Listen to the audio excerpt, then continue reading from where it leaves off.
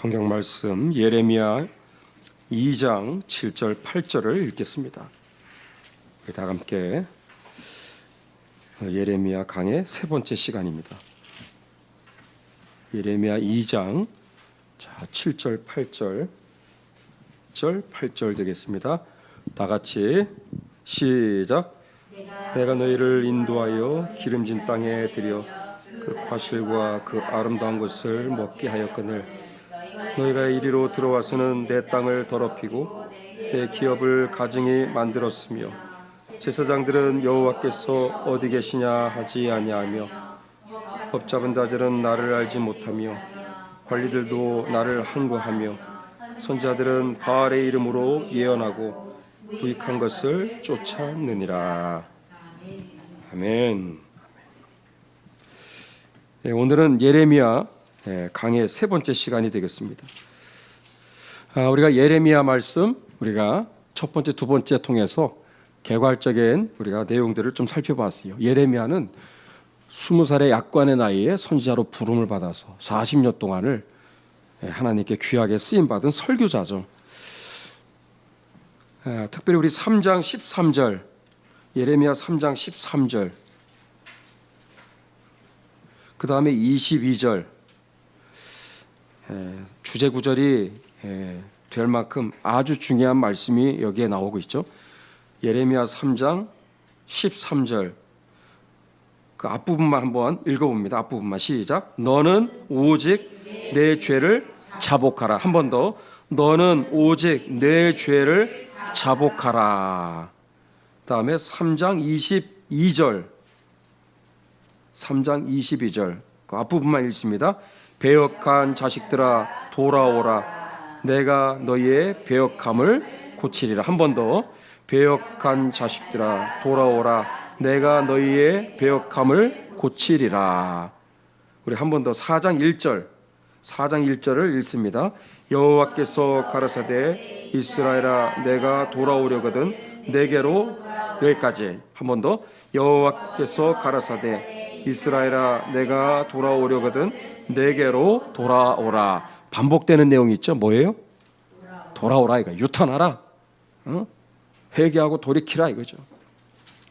도대체 유다 백성들이 하나님께 돌이켜야 될 죄가 도대체 무엇이었을까요? 그것은 바알과 아세라 우상을 섬긴 죄 때문이죠. 2장 이제 본격적으로 2장부터 3장, 4장 계속해서 이 우상 숭배에 대한 죄악을 회개할 것을 이제 촉구하고 책망하는 예레미야 설교가 이제 본격적으로 시작이 됩니다. 여기 한번 우리 화면을 한번 띄워주시기 바랍니다. 이거는 제가 3, 4년 전에 이스라엘 갔을 때 이스라엘에 한번 꼭 가보시는 분들은 반드시 방문해야 되는 장소인데 이스라엘 박물관이에요. 그리고 그 맞은편에 바이블 뮤지엄이 있습니다. 하나 들어갈 때마다 아마 제 기억으로는 한 2만 원 이상 입장료가 2만 원이니까 이렇게 뭐 수십 명 수백 명이 이게 성지 우리가 여행을 가시는 분들은 상당히 좀 부담스러운 액수예요. 그래서 대부분은 웬만해서는 여기 찾아오지도 않습니다. 여기는 그냥 다 패스예요. 근데 이스라엘 가는 분들은요, 그 어렵게 갔잖아요. 그 먼 곳까지. 근데 2만 원이 아깝다고 해서 안 보면은 이건요 진짜 손해입니다. 손해.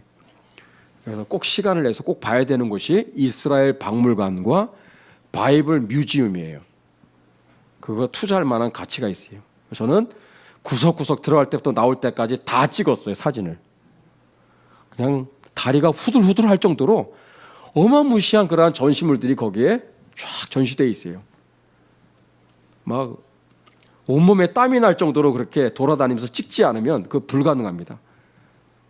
정말 그 엄청난 그 전시물을 보면서 정말 부럽기도 하고 그랬어요. 근데 여기 보니까 뭐 제가 그걸 어떻게 다 소개하겠어요. 뭐 그냥 일부 몇 개만 좀 소개를 드리면은 딱 들어가는 초입 부분부터 이 성경 시대에 여러 이제 유물들이 이제 전시되어 있는데 와 너무 참 엄청나더라고요. 이 유물들이 성경 시대의 그 성경의 아브라함 시대부터 시작해서 그 가나안 그 문명의 그 시대, 또 모세 시대, 뭐 구약 시대부터 시작해서 신약 시대, 또 신약 이후의 교회사 시대 속에 여러 아주 진귀한 그런 물건들이 여기 다 전시되어 있는데 이게 딱 제가 여러분 오늘 소개하고 싶은 건데 이게 뭘까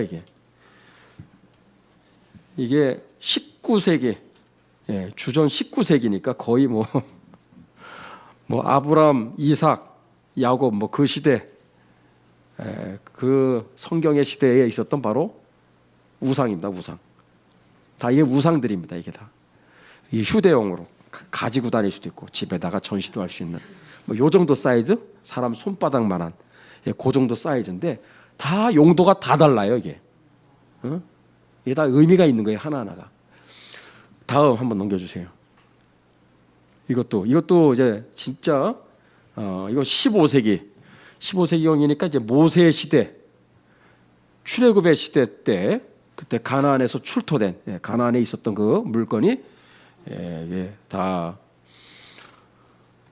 100여 년 전 그 범위 안에서 다 이게 다 발굴이 된 유물이다라고 보시면 되겠습니다. 이건 뭐 여기 보니까 뭐라 돼 있죠? 엘의 형상이라고 돼 있어요. 엘은 하나님이잖아, 하나님. 응? 엘로힘 그러잖아요. 하나님을 엘로힘이라고 그러는데 그 하나님이라고 엘이라는 이름으로 이렇게 이름이 붙여졌습니다. 요건 다 뭐냐? 앉아 있는 하나님, 앉아 계시는 하나님, 뭐 이렇게 자리에 좌정하신 하나님. 그래서 이런 걸 이제 가지고 다니면서 거의 뭐 부적처럼 그렇게 살았던 겁니다. 다음, 요것도 다 이 모세 시대, 그 출애굽의 시대 때 있었던 실제 성경 시대의 유물입니다. 요거는 참 특이하게도 뭘까 이게 천둥번개를 내리시는 신입니다. 이게 천둥번개를 내리시는 이게 천둥번개를 내리는 바로 그 포즈예요. 그래서 그거를 형상화한 겁니다. 그래서 비를 내리시는 이게 바알 신이죠. 그래서 이것도 손바닥만 해요. 이것도 뭐 다 그러니까 여러 종류의 정말 이루 헤아릴 수 없는 그런 수많은 그런 우상들이 전시되어 있습니다. 다음 하나 더. 요거는 좀 사이즈가 좀 이 정도 됩니다. 이 정도. 굉장히 좀 큰 사이즈인데 이것도 뭐예요? 이것도 좌정에 계시는 하나님. 앉아 계신 우리 하나님이죠. 그리고 다 우리가 말하는 그 하나님 엘이라고 하는 이제 다 명칭을 여기다가 다 명명을 한 겁니다. 이게 다 뭐예요? 바알신입니다. 바알신. 다 바알신에 다 이게 속한 것들이라고 보시면 되겠습니다. 종류가 엄청난 거예요. 또 아세라신도 있고 막 뭐 또 신약 시대 들어와서 또 여러 우상들, 바울 시대에 있었던 뭐 에베소의 그 아르테미 여신상도 실제로 거기에 진품이 거기 전시되어 있는데 막 눈이 뭐 휘둥그레집니다. 그거 보면은 시간은 없고 볼 거는 많은데 참 하여튼 굉장히 유익한 시간이었던 것으로 기억납니다. 자, 오늘 여기 보니까 예레미야 이제 우리가 2장부터 시작되어지는 말씀 속에서 이제 우상 숭배에 대한 죄악들을 계속해서 책망하는 얘기가 나오게 됩니다.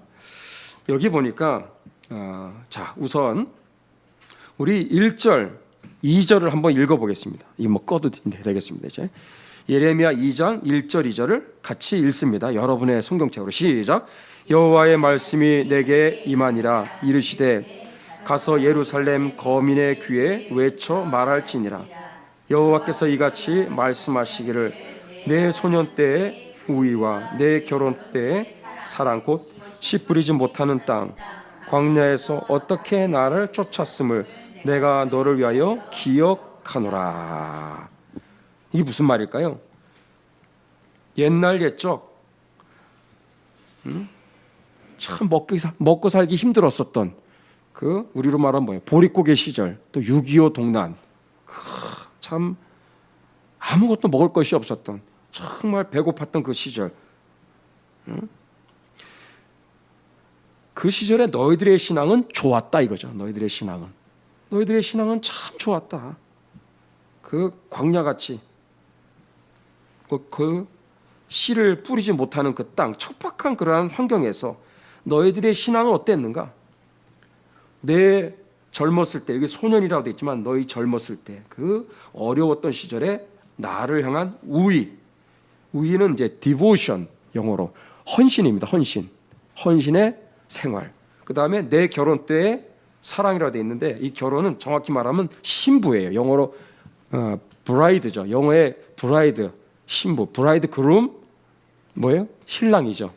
예, bride라고 이렇게 번역이 되어 있죠. 영어 성경이. 그래서 한번 도움이 됩니다. 그래서 너가 신랑 되신 하나님을 남편으로 섬기며 살았던 그 신부의 모습이 어땠냐? 그때는 사랑이 있었다. 사랑이. 그 하나님을 향한 devotion, 헌신과 love, 하나님을 향한 사랑이 그때는 지금처럼 이렇게 시들시들해지지 않았다 이거죠. 그 어렵고 힘들었던, 춥고 배고팠던 그 척박했던 환경 속에서 너희들의 신앙은 어땠는가를 생각해봐라. 굉장히 좋았다. 그 얘기를 이제 하나님이 상기시키고 있는 거예요. 지금은 안 그렇다라는 거죠. 너희들의 신앙이 예전만 못하다 이 얘기를 선지자의 입술을 통해서 책망하고 있는 거예요. 3절에 그때 이스라엘 나 여호와의 성물, 거룩히 구별된 성물과도 같았다 이거죠. 곧 나의 소산 중에 처음 열매가 되었다.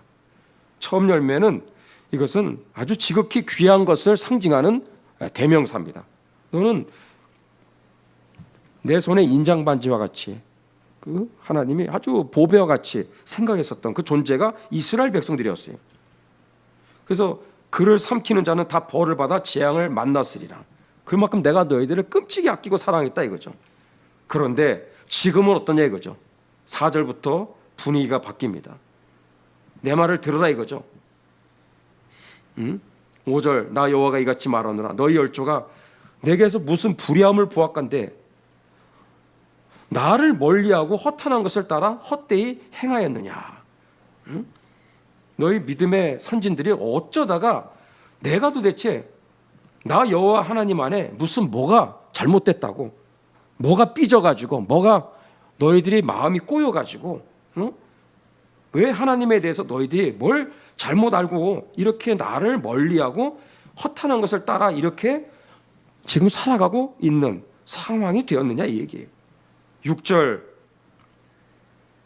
7절, 8절 다 그 얘기예요. 그래서 8절 여기에 다시 보시면 8절 뭐라고 돼 있죠?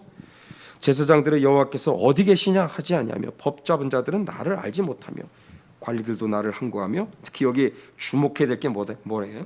선지자들은 바알의 이름으로 예언하고 이거예요. 오늘 특별히 우리가 이 수요일날 특별히 우리가 기억해야 될 중요한 오늘 말씀이 등장했습니다. 선지자들은 바알의 이름으로 예언하고 무익한 것을 쫓았느니라. 자, 남유다가 왜 망했죠? 우상숭배의 죄악 때문에 망했어요. 근데 정확하게 말하면 회개하지 않았기 때문에 망한 겁니다. 회개하지 않았기 때문에. 왜 회개하지 않았죠? 그것은 거짓 설교자들의 거짓 설교 때문에 그렇습니다. 오늘 새벽에 나누었던 내용과 똑같은 거예요. 그래서 회개의 기회를 다 놓친 거예요. 바벨론에 의해서 주로 586년에 망할 때까지 국민 각성운동이 한 번도 일어나지 않았습니다.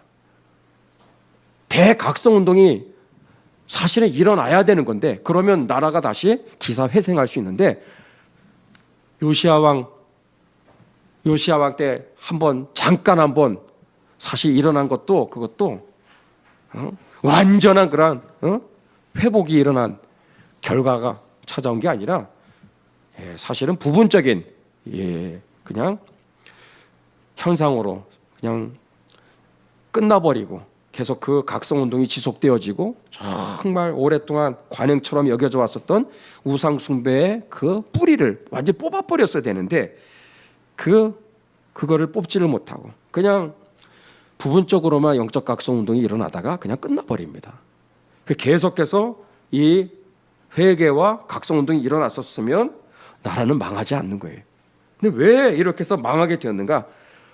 선지자들이 그 시대를 향해서 잘못된 설교를 했기 때문에 결국은 다 망하게 되었다 하는 얘기를 지금 하고 있는 거예요. 그게 이 얘기예요. 선지자들은 바알의 이름으로 예언을 했다라는 거예요. 바알. 그래서 오늘 우리는 이 바알에 대한 얘기를 우리 사진 아까 보여드렸죠. 한번 다시 보여주세요. 맨 마지막. 그럼 바알이 뭐예요? 바알. 바알이 세상적인 성공과 축복을 또 번영을 가져다주는 물질의 신입니다. 물질의 신. 물질의 신. 세상적인 현재적인 이 세상에서의 내 필요를 채워주는 그러한 신. 그게 바알 신이죠. 그래서 비를 주관하는 천둥번개를 주관하고 하늘에서 비를 내려주는 풍요의 신. 그게 바알 신이죠. 농경 사회에서는 비가 얼마나 절대적입니까? 지금 강릉에서는 비가 143일째 내리질 않아 가지고 지금 뭐 대재앙이잖아요. 아무리 세상이 발달하고 기술 문명이 첨단으로 우리가 치닫는다 해도 하나님이 비를 내려주지 않으면 다 헛거예요. 다 아무것도 할 수 없는 거예요. 이 바알이 하늘에서 비를 내려주는 신으로 여겼던 거예요. 그래서 특별히 우리 고대 사회, 이 성경 시대에 이 가나안 문명의 아주 핵심은 바로 바알 숭배였다라는 거. 바알 숭배. 그래서 바알을 섬겼다고 하는 것은 단순히 바알 앞에서 이게 종교 생활이 아니라 이방 종교 생활의 차원이 아니라 그들의 목적이 기복주의잖아요. 이게 그래서 세상적인 물질, 번영, 발전, 축복, 성공을 위해서 신을 이용한 거죠. 바알 신을 하나 만들어서 그래서 엘 하나님 그러면서 우리에게 복을 내리워 주옵소서 그러면서 하나의 하나님을 그죠? 자기들을 위한 하나님으로 이렇게 만든 것이 어쩌다가 바알 우상이 된 것이고 또 어쩌다가 아세라 우상이 되는 것이고 수많은 이 우상들이 이제 등장하게 되는 겁니다. 자, 그래서 여러분 호세아 2장 16절에 보니까 호세아 2장 16절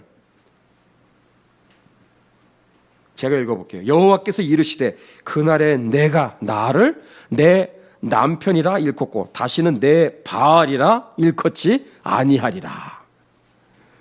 하나님을 내 바알이시오 내 바알이시오 이렇게 다시는 기도하지 않을 것이다. 하나님이 호세아를 통해서 예언하고 있죠. 자, 우리 여기 참 생각해 봐야 돼요. 오늘 이 예레미야를 통해서 또 우리 호세아를 통해서 우리가 생각할 수 있는 아주 중요한 오늘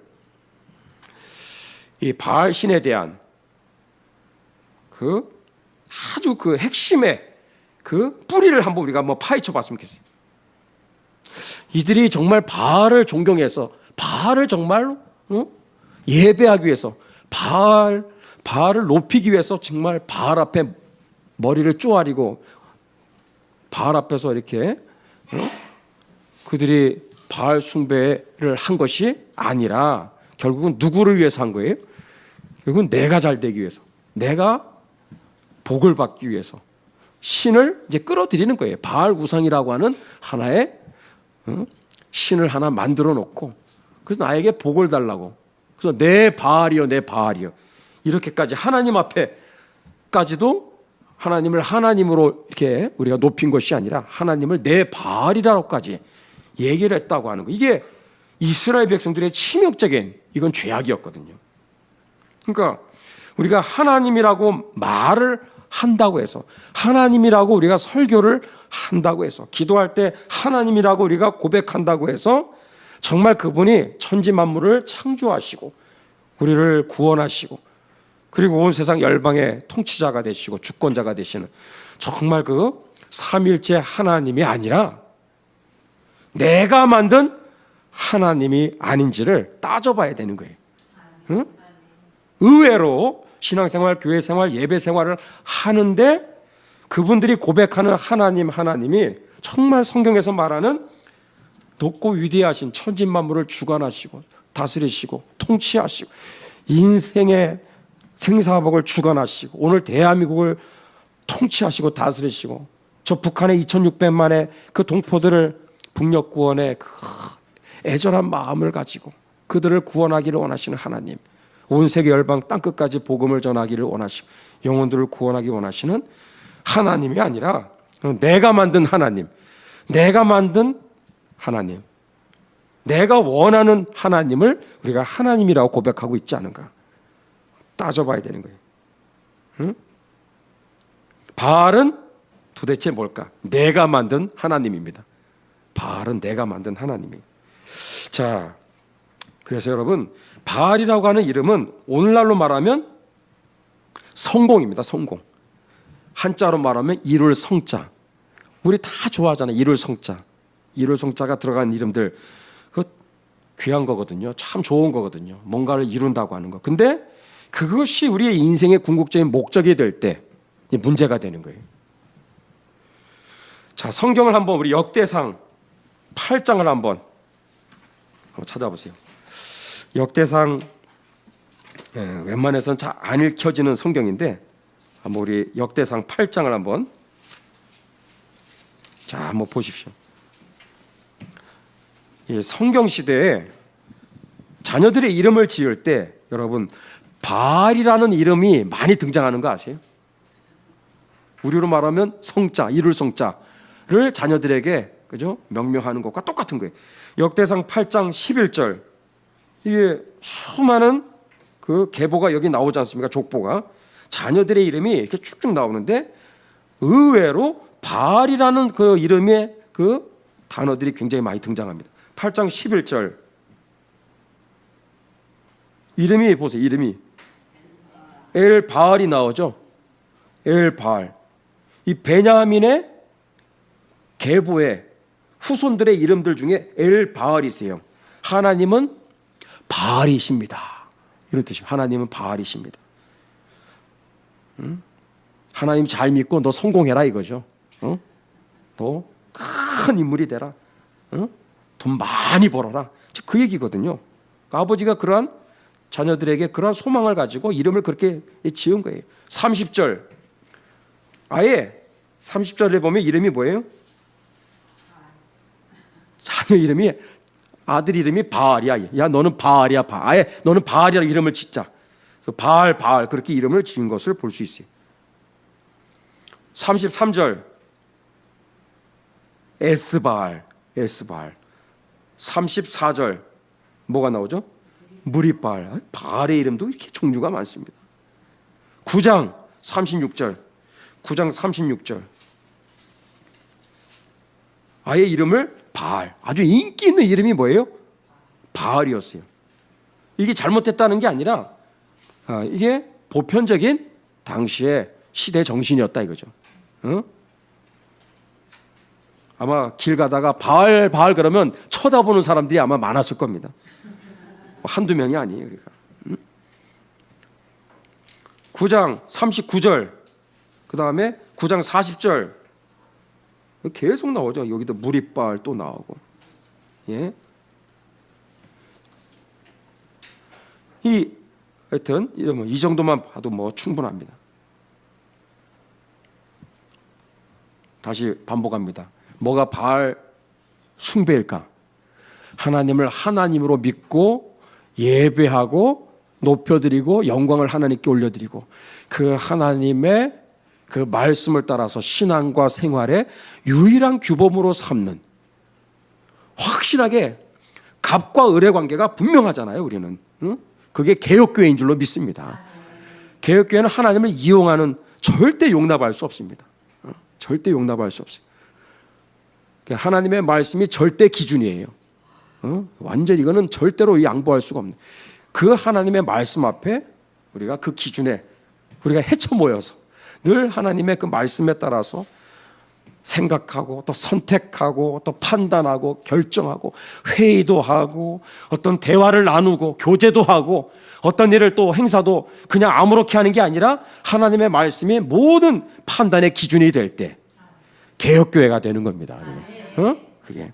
근데 하나님을 이용하는 교회는요, 이게 주객이 바뀌는 경우가 있어요. 이게 그래서 내가 만든 하나님이 된다니까요. 응? 우리가 한순간도 잘못 깨어있지 않고 이렇게 신앙생활이 점점 말씀을 떠나고 성경에서 멀어지고 그러다 보면 이게 그냥 자기 속에는 옳은 대로 사사시대처럼 자기 생각이 마치 하나님의 뜻인 것처럼 그러면서 그거를 하나님 복을 달라고 우리가 이러이러한 정말 주의를 우리가 계획하고 준비하는데 하나님 복을 달라고 겉으로 보면 아무런 문제가 없어 보이죠. 근데 그런 것들이 시작부터 모든 전개 과정과 결론에 이르기까지 그 모든 일들을 이끌어가는 그 사람의 모든 그 선택과 결정과 행동의 동력이 하나님의 말씀이 되지 않는다면 조심해야 된다는 거예요. 과연 그 사람들이 지금 말하는 하나님이 과연 누구냐 이거죠. 하나님. 자, 정리합니다. 바알 숭배는 그런 의미에서 세속주의죠. 그리고 기복주의 신앙이에요. 응? 복 그 자체는 너무 귀한 거예요. 너무 참 좋은 겁니다. 근데 그것이 목적이 될 때, 우리도 모르는 사이에 예레미야 2장에 이 바알 숭배, 우상 숭배 우리도 빠져 들어갈 수 있다라는 거죠. 우리는 복 그 자체가 아니라 복을 주시는 하나님께 점점 더 우리가 가까이 나아가야 됩니다. 복도 감사한 일이지만 그 복을 주시는 만복의 근원이신 하나님을 알아가는 것을 더욱 기쁨으로 여겨야 되는 거예요. 그럴 때 신앙은 타락하지가 않는 것입니다. 오늘날 한국교회 안에 우리 하늘교회도 잘 점검해 봐야 돼요. 우리 교회 안에 혹시 나도 모르는 사이에 이러한 바알 신앙의 잔재들이 지금 들어와 있지 않은가? 바알 신앙의 특징은 지극히 개인적입니다. 지극히 이기적이에요. 자기 중심적입니다. 말씀과 성령으로 충만한 것에 관심이 없어요. 이런 사람들이 교회에 목사가 되고 직분자가 될 때 어떻게 돼요? 그 교회의 머리는 예수님이 아니라 사람이 되는 참 기가 막힌 일들이 벌어지게 되는 겁니다. 하나님의 뜻, 하나님의 계획, 그리고 무슨 영혼 구원, 거룩한 대한민국, 북한 구원, 자유통일, 복음통일, 세계 선교 관심 없습니다. 바알 우상 숭배에 빠져 있는 오늘날 현대 그리스도인들이라고 한다면 나타나는 특징, 절대로 우리가 지금 기도하고 있는 이 나라의 지금 정말 시세를 분별하고 대한민국의 이 지금 현재 상황들을 보면서 아파하고 자유통일, 복음통일을 위해서 울부짖고 기도하고 정말 땅끝까지 복음 전하는 일에 영혼 구원을 위하여 하나님께 기도하는 그러한 모습은 절대로 찾아볼 수가 없습니다. 중심에서 벌써 목적이 다르기 때문에. 자, 그래서 오늘 예레미야 2장 8절에 이 만국의 징조라고 보시면 되는 거예요. 그 나라가 왜 남유다가 망했는가? 이거 한국교회도 반면교사로 삼아야 되는 거예요. 한국교회가 왜 이 지경까지 왜 위기가 찾아왔는가? 강단에서 하나님 말씀을 전하는 설교자들이, 선지자들이 지금으로 하면 설교자들이죠. 그들이 예언을 하는데, 설교를 하는데, 자, 바알의 이름으로 예언을 하는 경우 어떻게 될까? 이 한국교회가 똑같이 망할 수밖에 없는 거예요. 그래서 여러분 여기 2장 8절을 정말 우리는 그냥 지나치면 안 되는 거예요. 이걸 놓고 우리는 기도하고 회개하고 울부짖어야 될 줄로 믿습니다. 선지자들은 바알의 이름으로 예언을 했기 때문에 결국은 남유다 백성들 망할 때까지 한 번도 회개하지 않았어요. 회개하면 하나님 살려주시는데 회개를 왜 안 했는가? 선지자들이 그 시대를 향해서 잠자고 있는 성도들을 깨우고 정확하게 영적인 진단을 내리면서 처방을 내렸어야 되는데 그게 회개거든요. 회개. 바알 우상 숭배에서 돌이키라 이거예요. 근데 오히려 바알의 이름으로 예언을 하고 설교했다는 거죠. 그럼 바알이 뭐냐? 다시 반복하지만 물질 축복, 내 건강의 축복, 자녀들 축복, 세상적인 축복과 성공, 세상적인 형통만을 추구할 때 신앙생활하는 모든 초점과 목적이 거기에만 있다면 바알 우상 숭배입니다. 그래서 바알의 이름으로 예언하는 선지자들은 1년 내내 뭐예요? 축복 설교만 하는 거예요. 기복 설교만 하는데 천국과 지옥 설교 절대 안 합니다. 죄에 대해서 절대로 책망하는 거 없습니다. 귀에 듣기 좋은 소리. 얼마나 그게 참 부담이 없어요. 얼마나 행복합니까? 교회 생활이. 얼마나 참 상처받을 것도 없고. 근데 거기에 여러분 함정이 있다는 사실을 기억해야 되는 거예요. 나라가 지금 망할 판인데 유다 백성들 보세요. 자기들만 복을 받으면 된다는 식의 아니라고 어리석은 지금 생각들 계속 떨쳐버리지 않고 계속해서 그냥 이 땅에서의 그냥 복을 구하는 그런 참 신앙생활에 거의 대부분이 다 빠져가고 있었던 거죠. 자, 여러분 그런 의미에서 우리 몇 구절 한번 보겠습니다. 이제부터 정말 중요한 구절들인데 여러분 보세요. 노트에다가 필기하셔도 좋습니다. 유다 나라가 망한 이유, 또 대한민국의 한국교회가 망한다면 이래서 망한 것이다 라고 보시면 돼요.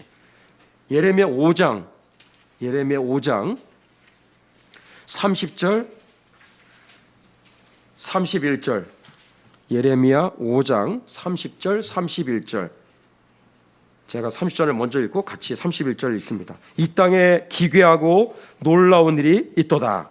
선지자들은 거짓을 예언하며 제사장들은 자기 권력으로 다스리며 내 백성은 그것을 좋게 여기니 그 결국에는 너희가 어찌 하렸느냐. 이거 보세요. 선지자들은 뭐예요? 거짓을 지금 예언하고 있죠. 거짓 설교를 하고 있어요. 바알의 이름으로 지금 기복 설교를 하고 있는 겁니다. 지금. 하나님이 너희들에게 큰 평안을 주실 것이야. 복을 주실 것이야. 절대 나라 망하지 않아. 걱정하지 마. 외적이 절대 침입할 수 없어. 하나님이 우리의 피난처가 되시고 산성이 되시기 때문에 아멘 아멘 하면서 다들 그러면서 그들의 지금 속사람 안에 있는 그 뿌리 깊은 바알 숭배에 대해서는 절대로 건드리지 않습니다. 그래서 이게 거짓된 타락한 설교가 되는 거예요. 근데 이러한 바알의 이름으로 거짓된 설교를 하는데 성도들은 어떻게 반응한다? 좋게 여기고 있다는 거죠. 여러분 어떤 교회가 부흥한다고 그랬죠? 각성된 설교자와 각성된 성도들이 만날 때 스파크가 일어나는 거예요. 불이 일어나는 것입니다. 성령이 역사하시고 속사람이 변화되고 예배를 드리면 드릴수록 정말 언어가 변화되고 가치관이 변화되고 그 사람의 인생의 목적이 변화되고 살아가는 목적이 그리고 이유가 변화되고 정말 그 사람들의 모든 그 잘못된 관행들, 잘못된 편법들, 거짓들, 죄를 죄라고 생각하지 않았던 그러한 크든 작든 이러한 그동안 관행처럼 여겼던 이 모든 것들이 드러나게 되어 있습니다. 빛 가운데 드러나게 되어 있어요. 그래서 크든 작든 간에 그 죄를 죄로 여기고 통렬히 정말 회개하고 죄를 미워하게 되어 있고 죄에서 돌이키는 역사가 예배를 통해서 일어날 때 그게 진짜 예배인 줄로 믿습니다. 회개가 없이 예배를 드린다? 뭐 이거는 예배라고 볼 수가 없는 거죠. 근데 이들은 그것을 좋게 여기는 거예요. 좋게. 설교자는 타락한 거짓된 설교를 하고 있고 성도들은 박수치고 그거를 좋아하고 있고 100% 망하는 겁니다. 그것은 망하는 거예요. 자, 6장으로 넘어가 보세요. 다 연결되는 6장 13절 같이 읽습니다. 이는 그들이 가장 작은 자로부터 큰 자까지 다 탐람하며 선지자로부터 제사장까지 다 거짓을 행함이라. 참 너무나 슬픈 말씀입니다. 선지자로부터 제사장까지 다 거짓을 행함이라. 14절 정말 충격적인 얘기가 나옵니다. 시작. 그들이 내 백성의 상처를 심상히 고쳐주며 말하기를 평강하다 평강하다 하나 평강이 없도다. 그들이 내 백성 상처를 심상히 고쳐주며 말하기를 평강하다 평강하다 그렇게 계속 외치고 있는 거예요. 그러나 실상은 평강이 있어요 없어요? 평강이 없다는 거예요. 여기 심상이라는 말 예레미야 6장 14절에 심상이라는 말이 개역개정은 가볍게 여기면서라고 돼 있어요. 그렇게 돼 있어요 안 돼 있어요? 그렇죠? 요거는 오역입니다. 원문에 가볍게 여기면서 전혀 그런 단어가 없어요. 요거는 고쳐야 돼. 이거는 다시 빨리 수정 개정판이 나와야 됩니다. 가볍게 여기면서 이런 단어가 없어요. 심상이라는 말이 맞아요. 어려워서 그렇지. 이게 쉽게 말해 뭐예요? 피상적으로 수박 겉핥기식으로 이 뜻입니다. 아니, 이 사람 속에 암덩어리가 있는데 암을 제거해야 돼. 이 사람이 사는데 예배 왔는데 목사님은 그 암덩어리를 제거하지 않고 그냥 반창고만 붙여주고 괜찮아 응? 아무 문제 없을 거야 라고 얘기한다면 사기꾼이죠. 사기꾼. 살인자가 될 수 있는 거예요. 그 영혼을 죽이는 그 책임이 누구에게 있어요? 선지자에게 있는 거거든요.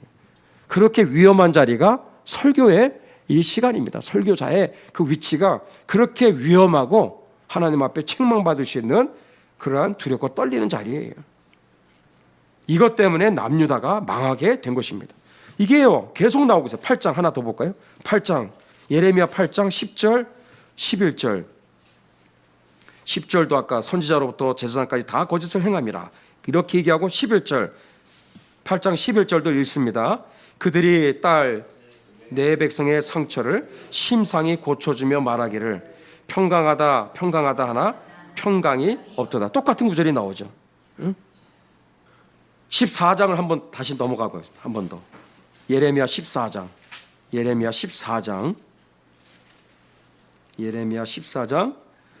13절에서 16절까지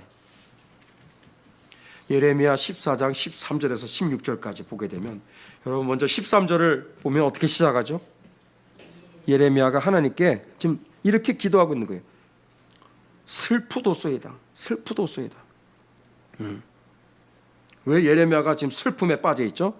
평강을 외치는 거짓 설교자들로 인해서 지금 깊은 슬픔에 빠져 있는 거예요. 왜? 14절에 보니까 이 당시에 거짓된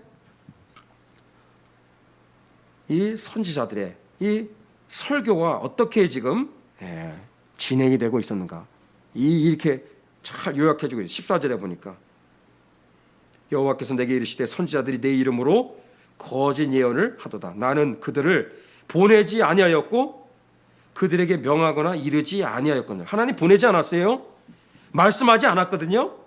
근데 뭐라고 그래요? 그들이 거짓 계시와 복술과 허탄한 것과 그러니까 성경의 그 절대 권위의 말씀에서 성경의 그 진리의 말씀이 거기에서 나와서 설교자 입술을 통해서 전달되는 것이 아니라 출처가 성경의 말씀이 아니라 어디에서 나왔는지 출처 불문, 응? 복술과 허탄한 것들 다 뭐예요? 세상 다 잡다한 그런 지식들 있잖아요. 거기에서 나오는 것들을 다 짬뽕해서 성도들에게 전하는 거예요. 그러면서 자기 마음의 속임으로 너희에게 예언을 했다라는 거예요. 자, 저는 이제 여기서 설교를 저는 이제 후반부 마무리를 지으려고 이 부분이에요. 어떻게 이들이 설교했다? 자기 마음의 속임으로. 오늘 아침 새벽에도 우리가 에스겔 13장을 보면서 똑같은 얘기가 여기도 나오죠. 에스겔 13장 3절에도 주 여호와의 말씀에 본 것이 없이 자기 심령을 따라 예언하는 우매한 선지자에게 화 있을진저. 응? 본 게 없어. 하나님의 말씀을 듣지를 않았어요. 깨닫지를 않았어요. 성경을 연구한 게 아니에요. 성경의 말씀 속에서 깊은 묵상과 그 말씀 속에서 그냥 치열한 싸움을 통해서 그 말씀에서 정말 솟아나오는 신령한 샘이 흘러넘쳐서 그 설교자 입을 통해서 성도들한테 그 신령한 양식의 꼴을 먹여야 되는데 그게 아니라 출처불문. 성경이 아닌 다른 곳에서 어디서 그런 얘기들을 들었는지 그러면서 자기의 마음에서 자기 심령을 따라서 대충 그거를 섞어가지고 짬뽕해가지고 그냥 막 질러대는 거예요. 그게 거짓 선지자들의 타락한 설교의 행태였습니다. 반복되는 게 뭐예요? 자기 마음의 속임으로 또는 자기의 심령을 따라서 이 마음이라는 자기의 마음의 생각을 따라서 설교를 했다라는 거 이게 공통된 당시의 거짓 선지자들의 설교 패턴이었습니다. 그 설교의 결과가 다 뭐예요? 기복설교, 축복설교. 지극히 세상적인 그런 가치관에 가라지가 막 뿌려지는 설교가 되어서 그 설교를 10번, 100번, 1000번을 들어도 성도들은 절대로 살아나지를 않았다라는 거죠. 지금 그 얘기를 할 때가 아니라 이 잘못된 하나님을 떠나 지금 세속주의에 빠져 있는, 세상의 가치관에 빠져 있는, 육신적인 생각에 빠져 있는 그 죄악을 통렬하게 그것을 책망하고 그리고 돌이킬 것을 계속해서 촉구하고 담대하게 외쳐야 되는데 그런 얘기들은 하지를 않고 그냥 기복 설교, 이 세상에서 지상에서의 축복, 번영과 발전, 성공과 진급, 행복, 건강, 거기에만 이제 천편일률적으로 그렇게 막 계속해서 밑도 끝도 없이 그것만 얘기를 하니까 아무리 100번, 1000번 그런 설교를 들으면 무슨 소용이 있겠냐 이거죠. 근데 그렇게 바알의 이름으로 기복 설교를 하게 된 그 가장 뿌리가 어디서 나왔다? 이거를 지적하는 거예요, 성경이. 자기 마음의 속임으로 너에게 연했다라는 거예요. 와, 정말 무서운 얘기입니다. 저에게도 마찬가지. 우리 하나 더, 이걸 예레미야 23장 요거 한번 하나 더 읽고 우리 마무리를 서서히 맺도록 하겠습니다. 예레미야 23장 16절 17절. 예레미야 23장 16절 17절. 16절 17절을 한번 읽습니다. 시작. 만군의 여호와께서 이같이 말씀하시되 너희에게 예언하는 선지자들의 말을 듣지 말라. 그들은 너희에게 헛된 것을 가르치나니 그들의 말한 묵시는 자기 마음으로 말미암은 것이요 여호와의 입에서 나온 것이 아니니라. 항상 그들이 나를 멸시하는 자에게 이르기를 너희가 평안하리라 여호와의 말씀이니라 하며 또 자기 마음에 강팍한 대로 행하는 모든 사람에게 이르기를 재앙이 너희에게 임하지 아니하리라 하였느니라. 참 정말 충격적인 그런 말씀이 바로 이 16절 17절입니다. 하나님의 말씀을 대언해야 될 선지자가 하나님의 말씀을 대언하는 게 아니라 자기 마음으로 말미암은, 자기 마음에서 나온 생각을 이게 설교로 그렇게 질러댄 거예요, 그냥. 그래서 평안, 평화, 안 망한다, 잘 된다 라고 계속 반창고를 붙이는 거예요. 너희들 괜찮아 하면서. 그러면서 그 암덩어리를 끄집어내고 회개케 하고 그래야 살아나는데, 그리고 진짜 오늘날로 말하면 불신 영혼들은 정말 이 내세의 천국과 지옥에 대한 메시지, 그 죄가 얼마나 우리를 결국은 지옥으로 끌고 가는 가장 근본 원인이라는 사실, 그래서 거기에 대해서 돌이키고 회개해야 되고 예수님의 십자가의 그 보혈의 공로를 의지하여서 죄를 회개하고 예수님을 구원자로 모셔드리는 그 결단에 그 촉구하는 그런 메시지를 전하지를 않고 그냥 뭐예요? 도덕적인 설교, 윤리적인 설교로 끝마무리를 진다 이거예요. 여러분, 이게 자기 마음에서 자기 감동으로 설교라는 거 조심해야 돼, 진짜. 응? 그래서 설교자, 저도 마찬가지예요. 진짜 조심해야 될 게 뭐냐면 제 마음에 이런 감동이 있습니다. 그 하나님 주신 감동이 있을 수 있어요.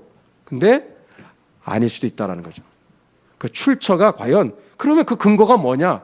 이 설교를 성경에 있는 말씀을 통해서 이 말씀을 해석하고 이 말씀의 본문 말씀 속에서 이 내용들을 풀어서 성도들에게 이것을 강해하고 강론하고 이 말씀을 해석하고 적용하는 과정에서 이 말씀 속에서 여러분 결국은 내가 굳이 내 생각을 얘기 안 해도 하나님의 뜻과 계획이 다 드러나게 돼 있어요. 이 말씀을 제대로만 잘 이거를 드러내기만 한다면 이게 어려운 작업이거든요. 근데 이런 과정에 수고를 건너뛰고, 그러니까 이게 목회자나 설교자들의 유혹이거든요. 쉽게 설교를 하려고 하는. 그러다 보니까 이런 과정을 뛰어넘어서 그러한 이제 그 괴리감을 어떻게 그것을 메꾸죠? 내 생각에 이런 감동이 있다라고 얘기를 해버리잖아요. 진짜 조심해야 돼요. 이러한 잘못된 행태의 설교들이 왜 이런 지금 상황까지 한국교회가 왔을까? 한국교회가 지금 똑같은 거거든요. 자기 마음의 감동으로 하나님의 말씀이 임했다라고 전하는 그러한 이 설교의 지금 현상들이 보편화가 되어버려서 지금 여러분들 잘 한번 분별해 보세요. 제 설교만 듣지 마시고 한번 두루두루 보시면서 한번 보세요. 그리고 저도 한번 여러분이 무조건 아멘 할렐루야 그러지 말고, 오늘 목사님이 오늘 이상한 얘기하는 것 같아요. 혹시 그런 얘기 있다면 혹시 우리 전사님 통해서라든지 얘기를 해주시든지. 항상 저도 그런 모니터링이 필요한 거야. 그래서 나도 격결로 갈 수가 있거든요. 우를 범한 경우가 얼마나 많습니까? 조심해야 돼요, 저 스스로. 근데 제가 오늘 얘기하고자 하는 것은 왜 이러한 잘못된 거짓 설교가 지금 보편화가 되었을까? 칼바르트 영향을 제가 말씀을 드리는 거예요. 한국교회 안에 지금 뿌리 깊이 지금 들어와 있는 다른 예수, 다른 복음, 다른 영. 칼바르트 신정통주의 신학입니다. 칼바르트는 성경 무오를 믿지 않았어요. 66권의 말씀이 정확무오한 하나님의 말씀이라고 그렇게 고백한 적이 없어, 죽을 때까지. 66권의 말씀 속에 하나님의 말씀이 포함되어 있다, 이렇게 얘기했어요. 66권의 말씀 속에 그게 10%든 20%든지 60%, 70%든지 그건 몰라. 본인이 그렇게 얘기한 거예요. 이 말씀 속에 하나님의 말씀이 포함되어 있는데 그게 말씀인지 아닌지를 어떻게 알 수 있느냐? 내 마음에 감동이 되느냐 안 되느냐, 이거를 따져봐야 된다는 거예요. 세상에. 그럼 하나님의 말씀에 감동이 안 돼. 오늘은 내 마음에 이것이 찌릿찌릿하고 감동으로 와닿지 않고 뭔가 확실하게 와, 오늘 진짜 큰 은혜를 받았다. 여러분, 물론 귀한 거야. 그런데 하나님의 말씀은요, 은혜가 되든 안 되든 깨달아지든 깨달아지지 않든 간에 그것은 변함없는 하나님의 말씀입니다. 그래서 여러분, 예배 시간에 설교에 은혜를 못 받아도 아멘 할렐루야 할 수 있는 거, 건강한 신앙입니다. 그리고 성경 읽다가 깨달아지지 않아도 아멘, 이것은 내가 좀 오늘 잘 깨닫지 못해서 내가 참 어린아 같아서 보는 눈이 아직은 좀 수준 미달이고 아직도 깨닫지 못했을 뿐이지, 이 말씀은 영원 무궁하신 정말 변함없으신 하나님의 말씀인 줄로 믿습니다. 그리고 여러분이 언젠가 이 말씀을 깨닫는 그날을 기대하고 기도하시고 기다리다 보면 하나님 말씀을 깨닫게 되는 날이 올 거예요. 그런 날이 올 겁니다. 이 칼바르트의 이러한 잘못된 성경관이 얼마나 큰 해악을 끼쳤는지를 지금 말씀드리는 거예요. 하나님의 이 66권의 절대 권위의 하나님의 말씀 앞에서 우리는 헤쳐 모여야 돼. 그냥 그 말씀 앞에서 이해가 되든 이해가 되지 않든, 은혜가 되든 은혜가 되지 않든, 내 마음에 찌릿찌릿 감동이 되든 안 되든 간에 이 말씀은 영원 불변한 하나님 말씀인데, 이게 내 마음에 감동이 될 때, 은혜가 될 때, 깨달아질 때 이게 하나님의 말씀이 된다. 말씀이 된다. become이라는 말을 감히 쓴 사람이 칼바르트예요. 자기가 뭔데? 그 뭐예요? 기준이 하나님의 말씀이냐 아니냐라고 하는 것을 정하는 기준이 누구한테 있다? 내가 기준이야, 내가. 내가 복음이야, 내가 복음. 이게 얼마나 위험한 거예요, 이게. 그러니까 설교자가 하나님의 말씀이 66권이 정말 정확무한 절대 권위의 말씀으로 그 권위 앞에 무릎을 꿇고 이 말씀 앞에 두렵고 떨림으로 성경을 깊이 묵상하고 이 말씀과 씨름을 하고 이 말씀 속에서 하나님의 말씀을 정말 듣기를 원하는, 이 말씀 속에서 주의 세미한 음성을 듣기를 원하는 정말 그 중심을 잃지 않고 말씀 앞에 나아가야지. 자기가 뭔데 이 진젠도르프식 성경 읽기라는 게 그래서 나온 거 아니에요? 서구 유럽의 경건주의 운동이 신비주의 운동으로 이렇게 바뀌게 된 게 진젠도르프, 성교 많이 한 분이에요. 훌륭한 참 나름대로 성교 지도자였으나 그분의 그러한 잘못된 하나의 가라지가 있다면 성경을 꾸준하게 체계적으로 순서대로 읽는 게 아니라 아침에 일어나면 그냥 주여 오늘도 말씀하여 주옵소서, 무작위로 성경을 딱 이렇게 펴. 그럼 바로 내 눈에 딱 들어오는 그 구절이 나에게 주신 하나님의 말씀이라는 거예요.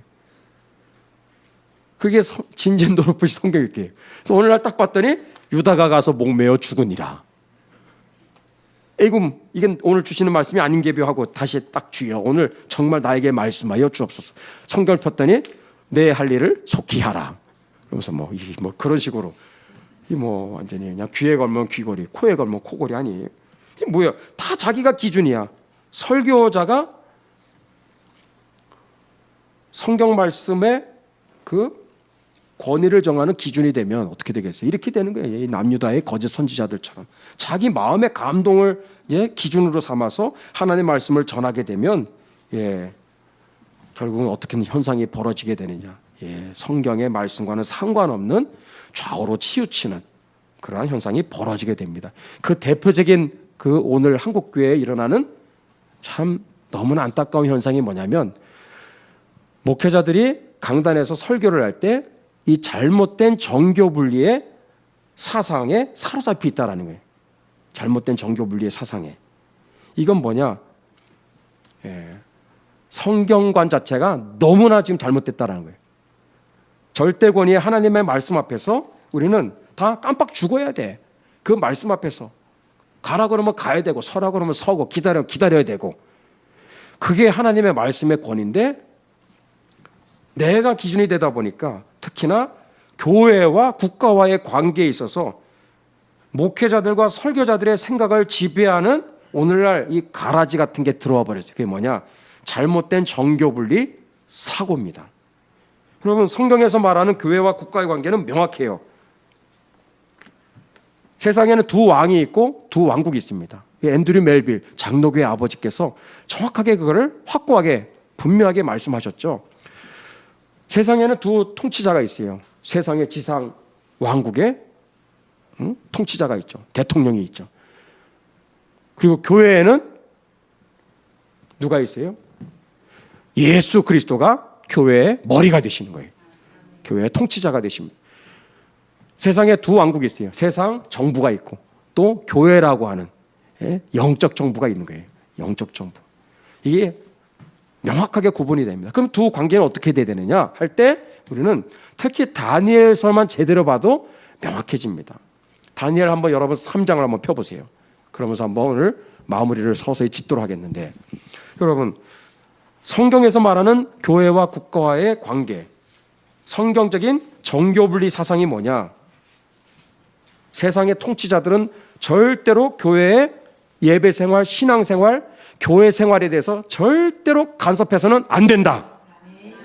절대로 교회의 독립과 신앙의 자유를 위협하거나 규제하거나 억압해서는 안 된다라는 거. 이게 정교 분리예요. 그러나 목회자들, 성도들, 우리 믿는 자들은 세상의 통치자들의 반성경적인, 반기독교적인 그들의 그러한 정치 활동에 대해서는 항상 우리는 모니터링을 하고 감시하고 그들이 하나님의 뜻에 역행하는 또 하나님의 진노와 심판을 불러일으키는 망국적인 그러한 잘못된 반성경적인 국가 시책을 강요하고 그리고 끌고 나간다 할 때 한국교회는 분열이 일어나서 광화문으로 나가고 시청으로 나가고 삼각지로 나가서 목소리를 높여야 되는 거예요. 행동해야 되는 거예요. 그리고 목회자들은 강단에서 교회 울타리 안에 온실 속의 화초와 같은 그런 연약한 성도들을 자꾸 양산할 게 아니라 이 세상 가운데 나가서 세상의 이러한 잘못된 통치 권력 앞에서 담대하게 외칠 수 있는, 연설할 수 있는, 그리고 글을 쓸 수 있는 여러분 그리스도 예수의 좋은 군사들을 키워내야 되는 거예요. 저의 숙제죠, 그게 참. 근데 달면 삼키고 쓰면 내뱉겠다 이런 자세로 내가 성경을 판단하는 절대 기준이 되잖아요. 이게 얼마나 고약한 거예요. 이 거짓 선지자들의 똑같은 공통점이거든요. 성경의 그 권위 앞에서 하나님의 말씀이 전하라고 하는 건 무조건 전해야 되는데 그게 아니에요. 다 바알의 이름으로 예언하는 거예요. 그들의 설교의 모든 그 내용을 정하는 기준은 바알의 이름으로, 바알의 이름. 그 뭐냐? 성도들의 이 지상에서의 삶에 현세적인 축복을 가져다 주는 거기에만 초점을 두고 설교를 하니까 어떤 일이 벌어지겠어요? 응? 얼마나 이게 잘못된 길로 걸어가겠어요? 그러니까 우상숭배의 이 잘못된 그래서 내가 만든 하나님 진짜 하나님이 아니라 내가 만든 하나님을 하나님으로 착각하고 전부 다 이기적이고 개인주의화된 정말 하나님의 뜻과는 상관없이 하나님을 이용하는 바알 우상숭배랑 무슨 차이가 있냐 이거죠. 응? 겉으로는 하나님 엘로힘 그러지만 바알 신을 부르는 것과 우리 하나님의 이름을 부르는 것과 아무 차이가 없는 거예요. 우리는 하나님을 하나님으로 높여드려야 되는 거예요. 그리고 하나님을 하나님의 그 정말 영광을 높여드리고 그리고 그 하나님의 그 계시로 기록된 말씀 앞에서 신앙과 생활의 유일한 규범으로 삼고 내 생각과 모든 선택과 결정의 유일한 규범으로 성경 말씀을 우리가 절대 권위에 두고 이 말씀 앞에서 우리 모두가 헤쳐 모여야 돼. 우리 모두가 이 말씀 앞에 죽으라면 죽고 일어서라 일어서고 기다리면 기다리고 이 말씀으로 호흡하고 생각하고 행동하고 결정하는 거. 여러분 그 100%는 아니지만 그런 중심으로 우리가 신앙생활을 할 때 여러분 정말 복 있는 교회가 되는 줄로 믿습니다.